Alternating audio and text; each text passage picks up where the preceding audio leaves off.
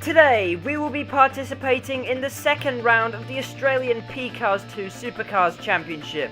This is Triple Crown Racing, let's get into it!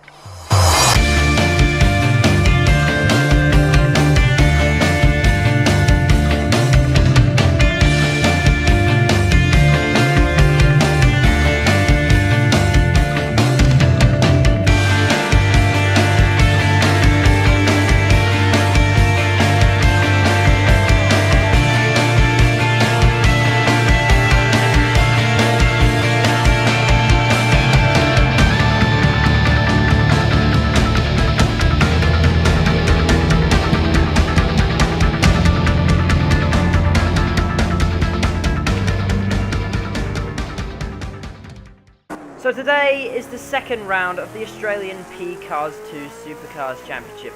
This round is at Algarve, and we came from Brands Hatch last time out, where, let's say, I had a difficult race, which I ended up in the pits for more than a minute, and I was actually lucky to score points at this race, so I'm hoping to have a stronger race at this round. So this is the Circuit du Algarve, and basically, this circuit was the circuit where the Grand Tour tested the holy trinity of hypercars on, so it's quite a well-known circuit, and right now we're doing practice, just as I have a little bit of an off there. It's a track, it takes a little bit of getting used to, but it is actually a really fun track. A lot of the drivers in this series like it. A lot of the drivers, if you go on to the time trial leaderboards, you will see a lot of the guys in this league on that leaderboard, just as somebody makes a bit of an ambitious move down the inside here. But it's only practice, and what we're sort of doing now, as you can probably see on screen, is we're just having a bit of a fun scrap, just because it's practice and you can really do whatever you want.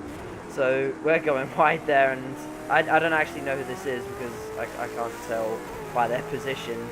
But we're having a good little scrap going into this sort of uphill right-hander. My god, he's freezed, and this is where things start to get a bit weird. So I at this point I sort of realize what's going on when I realize that everyone in the lobby is not moving. So I go to monitor, and as you can see, no one's moving on screen. Hopefully this isn't a sign of what's to come, and thankfully I was able to join back into practice and managed to set a time that was good enough for 10th place, but it's nothing compared to the front runners in this league, because they've done so much practice on this track. So we have a long way to go if we're going to compete with them. So this is coming to the end of my best lap in qualifying, which was actually set at the start of the session, and I wasn't able to set anything better. So coming on to the front stretch here, coming up towards the uphill climb, just gotten over the top of that. Now on the run towards the start-finish line, and across the line with a time of 1 minute 43.1, which was good enough for provisional pole at the time. But as you can see, we are nowhere near the top. We are in 9th place. Sado was able to qualify on pole, followed by Unscrewed Squid and my teammate Shads. As I said before, the guys at the front are extremely skilled in V8 supercars, and the top two were the only ones who were able to set 1 minute 40s. Qualifying isn't exactly my strength, but I think I have a fighting chance in the race. So here we are, the moment you have all been waiting for, the countdown to the start of this race. We are revving up, the lights are on now, and we go green at Algarve, and it looks like we've had a pretty decent start. Lockie's not had as good of a start. Let's see what we can do into turn 1. It looks like everyone's gotten away okay, and we pull out alongside Lockie, breaking down into the first turn now. Let's see how people do, and a few people have run wide, and Shads has fallen down to 5th. And it looks like we are going to make a move on him into this next corner, and we have done so. And that is Whopper in front of us now. Let's see what sort of work we can make of him. And this is extremely impressive. We've been able to go from P9 to P6, so we've made up some good ground at the start, and there's a bit of scrapping going on up ahead. Let's see if we can make a position up here. Now Whopper and Data Racer are having a bit of a scrap, and there's a bit of a touch. Both of them are slow. Let's see if we can pass both of them. I'm on the back of Whopper now. We're very close to them. It's close between Dado, Whopper and I into the next corner now. It looks like we have a bit of a run, and it's down the inside of Whopper. We've put our nose in on the inside, and we've swooped up into 5th place now. Dado Racer looks like he's got a slowdown penalty, but Whopper's come back at us, and he's gone back through, and it's very close between me and Whopper. This has been a very exciting start to the race. He's ahead of us now, and we've gone from P9 to P5 on the opening lap. What a start to this race. There's been a lot of scrapping, and we've actually gotten ahead of our teammate who won in the first race at Brands Hatch. Let's see if we can get past Whopper. What an opening lap. The action has been amazing so far. Fast forward to the end of the second lap, and we haven't been able to pass Whopper, but we actually had a very bad run through that last corner, and that has opened up the door to Highlander in the modelling car. We are squeezing him right up against the wall. We got to defend this, and it is neck and neck right now, and oh, there's a bit of a touch. There's sticky cars as well, and somehow that hasn't ended up in a massive mess of scrap metal. We've both gotten through there okay, and he's actually made the move stick into turn 1. And now we're under pressure from Shads. We're going to make a move down the inside of Highlander. Shads makes an ambitious move to the outside, but that's not paid off at all. And Dado Racer and a few other people have taken that position away from Shads as well. But that was a fantastic move from Highlander into turn 1. Now let's see if we can make a pass on him. We haven't been able to do it in this corner. It looks like he runs wide, but we don't get it done. And now we're also under pressure from Dado Racer and a few of the other guys behind him.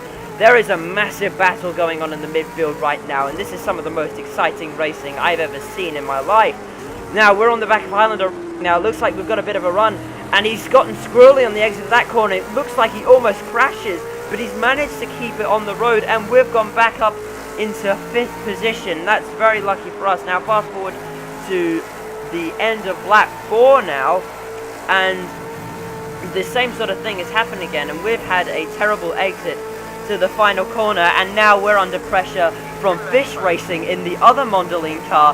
He pulls to the outside, and it looks like he's going to make a pass into turn 1, and he's made it stick. That's basically the same move that Highlander, and that was a very nice move from him. Let's see if we can make a move on Fish Racing. It hasn't worked, but we've put our nose to the inside, and he has made that stick, and that's worked out very well for him.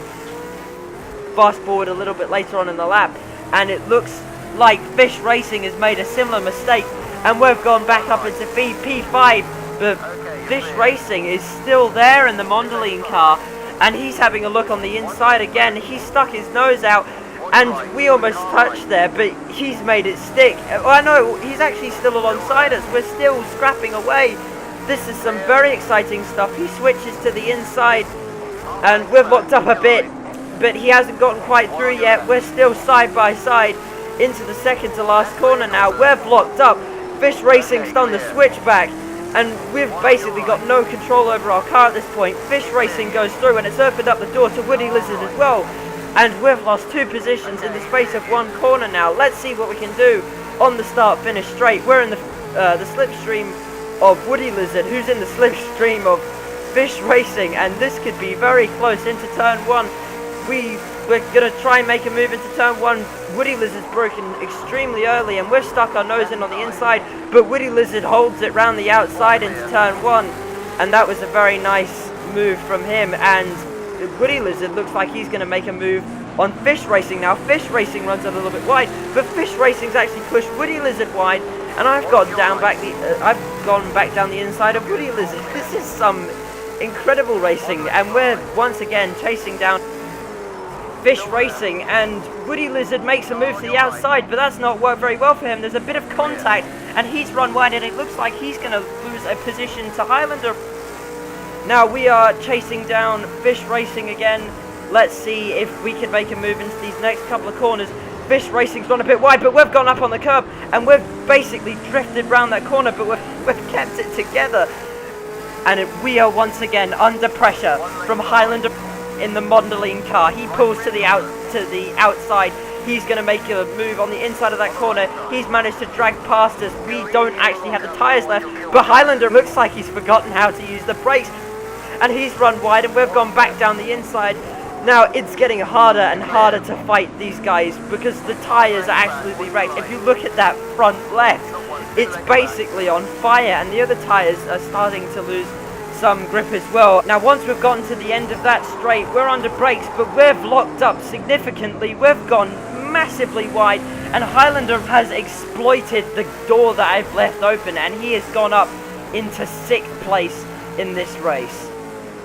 But don't count us out of this fight yet. We've got a run on him through those couple of corners again, which we've been doing very well through those corners.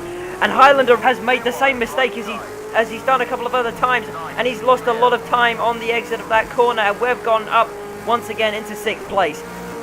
Now, later on in the race, this is lap 7 now, I've decided that these tyres are falling off the cliff, and I've decided to change the compound of tyre I'm going to use. I'm going to switch to the hard tyres because I know these softs will not make it to the end, and I'm not putting up much of a fight to Highlander as, you know, I'm trying to change tyre compound and also trying to drive the car as well, so I'm not going to put up a massive fight. He's gone down the inside, and this is a little bit later on now, and there's a bit of a train of cars behind us. Dado Racer goes to the inside, and he's dragged past us on the straight, and we are now under pressure from Woody Lizard as well. He's done the same thing, and we've lost 2 positions on that straight. Now there's a scrap going on between us 3, and we've run wide, we've locked up again, and Dado Racer and Woody Lizard have gotten those 2 positions there.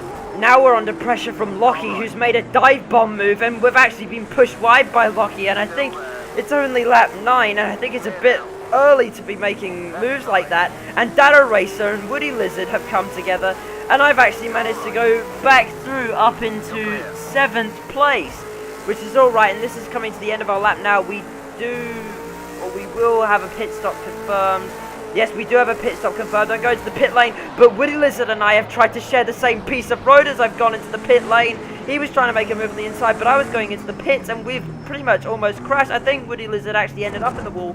I managed to keep it out of it, and now we're in the pit lane. We're coming in. It's tyres only. We'll be putting on the Dunlop hard tyres. Now, we hit our marks. The pit crew go to work. Now, fast forward to the end of the pit stop.